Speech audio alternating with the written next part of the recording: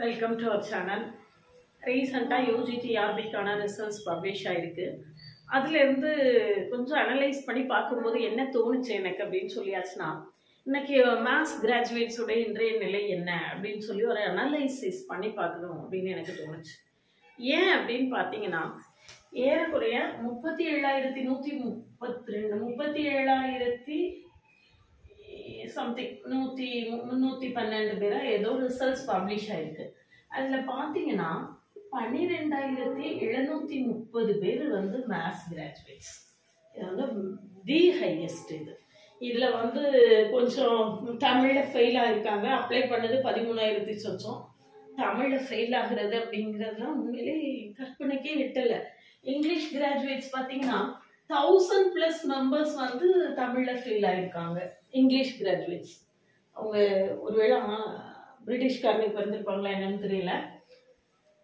1000+ members தமிழில் fail ஆகிருக்கிறது வந்து உண்மையிலே ஒரு அதிர்ச்சியான விஷயம். ஒரு 10th லெவல் தமிழை கூட நம்மளால பாஸ் ஆக முடியலையா அப்படின்னு ஆச்சரியமா இருந்தது. சரி, நம்ம கதைக்கு வருவோம். இதில் பார்த்தீங்கன்னா டோட்டல் ஸ்ட்ரென்த்ல இதில் 9,430 பேர் என்னமோ இங்கிலீஷ் கிராஜுவேட்ஸ். இது வந்து மேத்ஸ் கிராஜுவேட்ஸ். இதுல இருந்து கன்க்ளூஷன் என்ன அப்படின்னு பாத்தீங்கன்னா, மேத்ஸ் கிராஜுவேட்ஸ் ஏறக்குறைய 34% இருக்காங்க. மேத்ஸ் கிராஜுவேட்ஸ் வந்து ஏறக்குறைய 34% இருக்காங்க. இதே மாதிரி இங்கிலீஷ் கிராஜுவேட்ஸும் அதுல இருந்து கொஞ்சம் குறைவா இருக்காங்க. மேத்ஸ் கிராஜுவேட்ஸும் இங்கிலீஷ் கிராஜுவேட்ஸும் ஏறக்குறைய 59% ஆக்குபை பண்ணியிருக்காங்க. மற்ற எல்லாமே சேர்ந்து 41%. மேத்ஸும் இங்கிலீஷும் சேர்ந்து 59%.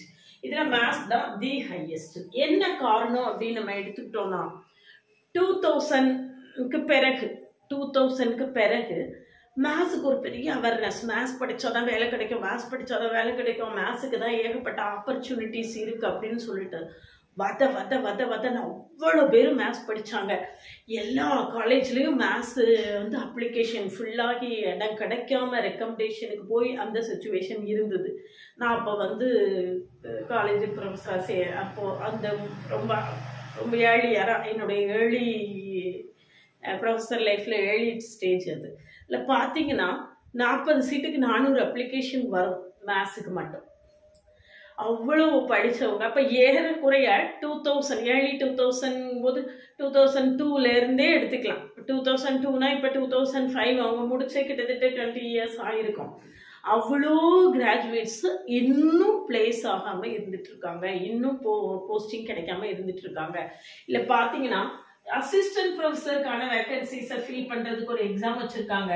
அதில் 73,000+ கேண்டிடேட்ஸ் அப்ளை பண்ணியிருக்காங்க. இதே மாதிரி 34% அதுலேயும் மேத்ஸ் தான் இருப்பாங்க. அதிகம் பேர் மேத்ஸ் தான் இருப்பாங்க. மேத்ஸ் வேக்கன்சிஸ் வந்து அதில் 4,400+ இருக்கு. 381 இருக்கு அதில் வேக்கன்சிஸ்.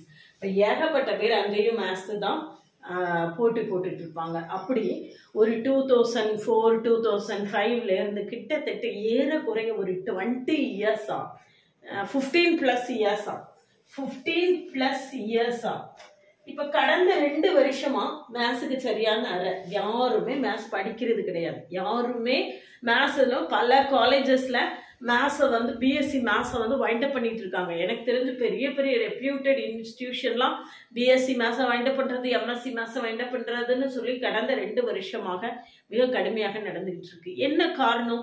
இவ்வளோ பேர் படிச்சு முடிச்சு வேலை இல்லாம இருக்காங்க அப்படிங்கிறதுனாலயா அப்படின்னு எனக்கு தெரியல. அல்லது ரொம்ப இப்போ என்ன சொல்றாங்க அப்படின்னா, ஸ்டூடெண்ட்ஸ் வந்து படிக்கிறதுக்கு ரொம்ப சிரமப்படுறாங்க, கஷ்டப்படுறாங்க. ஏதாவது ஒன்று ஈஸியா படிச்சுட்டு தூரம் போயிடணும்னு நினைக்கிறாங்க. மேத்ஸ் என்ன கஷ்டம் இல்லையா படிக்கிறது அப்படின்னு நினைக்கிறாங்க. அதனால யாரும் மேத்ஸ்ல சேர்றது இல்லை அப்படி இப்படின்னு சொல்றாங்க. எது எப்படியோ தெரியல.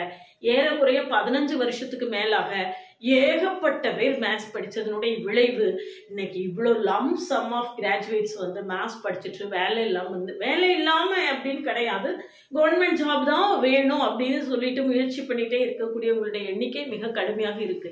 அதனால நான் சொல்லக்கூடியது என்ன அப்படின்னு கேட்டீங்கன்னா, இப்ப யூஜிடிஆர்பி அப்படின்னு எடுத்துக்கிட்டோம்னா டெட் பாஸ் ஆனவங்க மட்டும்தான் யூஜிடிஆர்பி எழுத முடியும். அப்போ நம்ம யூஜி அதுக்கே இவ்வளவு பிஜி யூஜி டிஆர்பி 13,000 பேர் எழுதியிருக்காங்க. 13,000 பேர் எழுதியிருக்காங்க. பிஜி டிஆர்பி பார்த்தீங்கன்னா 50,000 பேர் எழுதுறாங்கன்னு சொல்றாங்க. கடந்த முறை பாலிடெக்னிக் டிஆர்பி 30,000 பேர் எழுதுனாங்கன்னு சொல்றாங்க.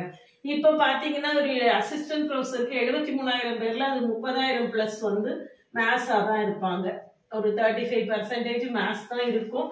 அப்படி இப்படி சுச்சுவேஷன்ல மாறி மாறி திரும்ப திரும்ப இதே போட்டிக்குள்ள நாமளும் வரணுமா? இதுதான் உங்களுடைய யங்ஸ்டர்ஸுக்கு என்னுடைய கேள்விதான். இது என்னுடைய யங்ஸ்டர்ஸ்க்கு என்னுடைய அட்வைஸ் இதுதான். அப்போ நீங்க வந்து இதே UG TRB, PG TRB, polytechnic TRB, assistant professor TRB, TN SET இப்படியே சொல்லி எல்லாரும் எந்த இடத்துல போய் ஒரு நெருக்கடிக்குள்ள கிடந்து முட்டி மோதிக்கிட்டு இருக்காங்களோ அதே இடத்துக்கு யங்ஸ்டர்ஸும் போகாதீங்க அப்படிங்கிறது தான் நான் சொல்ல வரக்கூடியது. அதனால நீங்க இப்பதான் யூஜி முடிச்சிருக்கீங்க அப்படின்னு சொல்லியாச்சுன்னா பிஜியவே ஐஐடியில போய் பண்ணுங்க. உங்களுடைய லைஃப் ஸ்டைலே மாறிடும். நீங்க பிளேஸ் ஆகுறதே வேற லெவல்ல இருக்கும். அங்க போய் ஐஐடி ஜாம் கிளியர் பண்ணி நீங்க ஐஐடியில போய் பிஜி பண்றீங்க, என்ஐடியில போய் பிஜி பண்றீங்கன்னா உங்களுடைய எண்ணமே மாறிடும். பெரிது வேற மாதிரியான தாட்ஸ் வந்து நம்மளுக்கு என்ன செய்திரும் வந்துடும். அதுக்கப்புறம் பிஜி டிஆர்பி எழுதணும், பாலிடெக்னிக் டிஆர்பி எழுதணுங்கிற ஃபீல் எல்லாம் வராது. இதே மாதிரி பாத்தீங்கன்னா ஒருவேளை நீங்க பிஜி முடிச்சிட்டீங்க அப்படின்னு சொல்லியாச்சுன்னா சிஎஸ்ஐஆர் நெட்ரி எழுதுங்க. உங்களுக்கு ஸ்டைபண்ட் 35,000 பிளஸ் கொடுக்குறாங்க 3 இயர்ஸ்க்கு. அந்த 3 இயர்ஸ்க்குள்ள பிஹெச்டி பண்ணிட்டு நல்ல பிளேஸ் ஆகி போயிட்டே இருக்கலாம். அதனால திரும்ப திரும்ப இதே இடத்துக்குள்ள வந்து முட்டி மோதிட்டு இருக்காம யங்ஸ்டர்ஸ் பிலோ, அதாவது ஜஸ்ட் இப்பதான் பிஜி யூஜி முடிச்சிருக்கீங்க அப்படின்னா ஒரு 1 இயர் பிரேக் எடுத்து ஐஐடி ஜாம் படிங்க. சென்ட்ரல் கவர்மெண்ட் எக்ஸாம்ஸ் சைட்ல கொஞ்சம் பேர் ஸ்பிளிட் ஆனாதான் இந்த இடம் கொஞ்சம் ஃப்ரீ ஆகும் இல்லையா? அதுக்காக சொல்றேன். சென்ட்ரல் கவர்மெண்ட் எக்ஸாம்ஸ்ல இதுல என்னென்னலாம் எக்ஸாம் இருக்கோ அது எல்லாம் சென்ட்ரல் கவர்மெண்ட்லயும் இருக்கு. இதை தாண்டி நிறைய ஆப்பர்ச்சுனிட்டிஸ் இருக்கு. அதுல மிலிட்ரி ஸ்கூல்ஸ்ல வேகன்சிஸ் இருக்கு. மிலிட்ரி ஸ்கூல் வேகன்சிஸ்க்குன்னு தனியா எக்ஸாம் நடக்குது. சிடெட் நடக்குது. சிடெட்டை கண்டினியூ பண்ணி அடுத்துக்கு அதுக்கான அப்பாயின்மெண்ட் எக்ஸாம் நடக்குது. அதே மாதிரி பிஜிடிஆர்பி, அதாவது கேந்திரிய வித்யாலயாக்கான எக்ஸாம்ஸ் இருக்குது. இதை நான் டீச்சிங் சைடு சொல்லக்கூடியது. இது எல்லாமே நான் டீச்சிங் சைடு சொல்றேன். இதே மாதிரி ஸ்டாட்டிஸ்டிக்கல் சைட்லையும் பார்த்தீங்கன்னா ஸ்டாட்டிஸ்டிக்கல் டிபார்ட்மெண்ட்ல யூஜி கிராஜுவேட்ஸுக்குன்னு வேகன்சிஸ் இருக்கு, பிஜி கிராஜுவேட்ஸுக்குன்னு வேகன்சிஸ் இருக்கு. அதனால இன்னும் கொஞ்சம் வாஸ்டா திங்க் பண்ணி யங்ஸ்டர்ஸ், நாட் ஓன்லி யங்ஸ்டர்ஸ், எல்லாருக்குமே என்னுடைய அட்வைஸ், உங்களுக்கு எலிஜிபிலிட்டி இருக்கு, உங்களுக்கு ஏஜ் இருக்கு அப்படின்னு சொல்லியாச்சுன்னா சென்ட்ரல் கவர்மெண்ட் எக்ஸாம்ஸையும் ட்ரை பண்ண ஆரம்பிங்க அப்படிங்கிறது தான் என்னுடைய அட்வைஸ். ஏன்னா திரும்ப திரும்ப இதுலயே போட்டு இது பண்ணிட்டு இருக்கிறதுக்கு கொஞ்சம் மாற்றி யோசிச்சு, அதாவது பெரிதிலும் பெரிதிகள் அப்படின்னு சொல்லுவோம் இல்லையா, இதை பெருசா கேட்போமே, இதுலயே இருக்கிறதுனாலதான் இது கூட கிடைக்காம கீழே போகிறோம் இல்லையா? அப்ப பெருசா யோசிங்க அப்படின்னு தான் நான் சொல்றேன். அங்க நெகட்டிவ் மார்க் உண்டு, அங்க அது, அங்க இது, அங்க இங்கிலீஷ் தெரியணும், அங்க ஹிந்தி தெரியணும், எப்படி சாக்கு போக்கு சொல்லாதீங்க. சாக்கு போக்கு சொல்றதுக்கு பதில் அதை அச்சீவ் பண்றதுக்கு என்ன உண்டு அப்படின்னு யோசிங்க. சென்ட்ரல் கவர்மெண்ட் எக்ஸாம்ஸ் ஒரு கரெக்ட் பீரியாடிசிட்டியில, ஒரு கரெக்ட் பீரியாடிக்கல் கேப்ல அது ஒரு ரெகுலரா நடந்துகிட்டே இருக்குது. சிஎஸ்ஆர் நெட் எடுத்துட்டோம்னா வருஷத்துக்கு 2 தடவை ஜூன்லயும் டிசம்பர்லயும் கட்டாயம் எக்ஸாம் இருக்கு. ஐஐடி ஜாம் எடுத்துட்டோம்னா கட்டாயமா வருஷத்துக்கு ஒரு தடவை பிப்ரவரியில எக்ஸாம் இருக்கு. இந்த தடவை என்கிட்ட ஐஐடி ஜாம் படிச்ச பொண்ணு ஐஐடியில பிளேஸ் ஆகுற அளவுக்கு கட் ஆஃப் எடுத்திருக்கா. இன்னும் கவுன்சிலிங் முடியல. கவுன்சிலிங் முடிஞ்ச உடனே நான் அந்த ரிசல்ட்ஸை வந்து உங்களுக்கு ப்ராப்பரா அனௌன்ஸ் பண்றேன். அதுல அந்த அவள்கிட்ட ஃபீட்பேக் வாங்கி உங்களுக்கு கொடுக்குறேன். அப்பதான் உங்களுக்கு வந்து ஐஐடி ஜாம் உடைய பேக்ரவுண்ட் வந்து உங்களுக்கு புரியும்.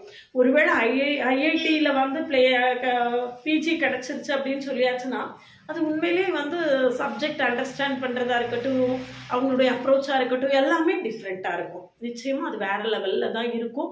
அதனால அதே மாதிரி கேட் இருக்கு. கேட்டுக்கும் சிஎஸ்ஆர் நெட்டுக்கும் ஆல்மோஸ்ட் சேம் சிலபஸ் தான். கேட் இந்த தடவை ஒரு பையன்கிட்ட பாஸ் ஆயிருக்கான். அதுவும் ப்ராப்பரா அனௌன்ஸ்மெண்ட்ஸ் இந்த பிளேஸ் எல்லாம் ஆனதுக்கு பிறகு உங்களுக்கு பண்றேன், இன்ஃபார்ம் பண்றேன்.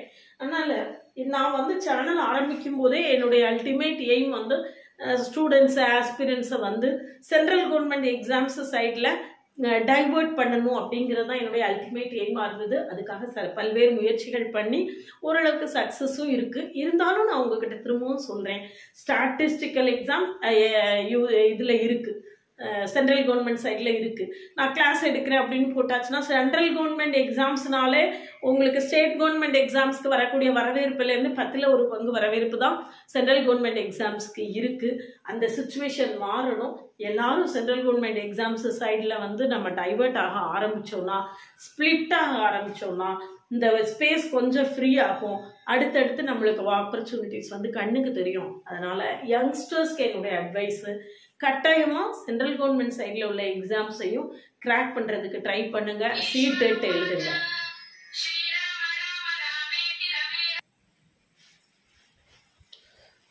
ஸோ இதில் வந்து UG TRB, PG TRB, CSC NET, IIT, JAM, GATE, whatever it be எல்லா எக்ஸாம்ஸுக்கும் என்கிட்ட ஆன்லைன் மோடில் கிளாஸஸ் இருக்குது. கிளாஸில் ஜாயின் பண்ணுவீங்கன்னா காண்டாக்ட் பண்ணுங்கள். எஸ்பெஷலி இப்போ டிஎன்பிஎஸ்சி அசிஸ்டன்ட் டைரக்டர் எக்ஸாமுக்கு வந்து கால்ஃபார் பண்ணியிருக்காங்க. அதுக்கான ஆன்லைன் கிளாஸஸ் நடத்திட்டு இருக்கேன். கிளாஸில் ஜாயின் பண்ணுவீங்கன்னா காண்டாக்ட் பண்ணுங்கள். கிளாஸஸ் எப்படி இருக்குன்னு கமெண்ட்லேயும் டிஸ்கிரிப்ஷன் லிங்க் கொடுத்துருக்கேன், போய் பார்த்துட்டு கிளாஸஸ் பிடிச்சிருந்தேன்னா ஜாயின் பண்ணுங்கள். இதில் வந்து என்னுடைய ஷார்ட்ஸையும் பிளேலிஸ்ட்டையும் கட்டாயமாக பாருங்கள். அப்போ தான் உங்களுக்கு ஒரு நல்ல ஐடியா கிடைக்கும். ரெண்டாவது எந்த ஃபர்தராக என்னென்ன எக்ஸாம்ஸ் ப்ரிப்பேர் பண்ணலாம் அப்படிங்கிறது கூட நான் என்னுடைய சேனலில் நிறையா கொடுத்துருக்கேன். போய் பார்த்துட்டு கிளாஸஸ்லாம் பிடிச்சிருந்தேன்னா ஜாயின் பண்ணுங்கள்.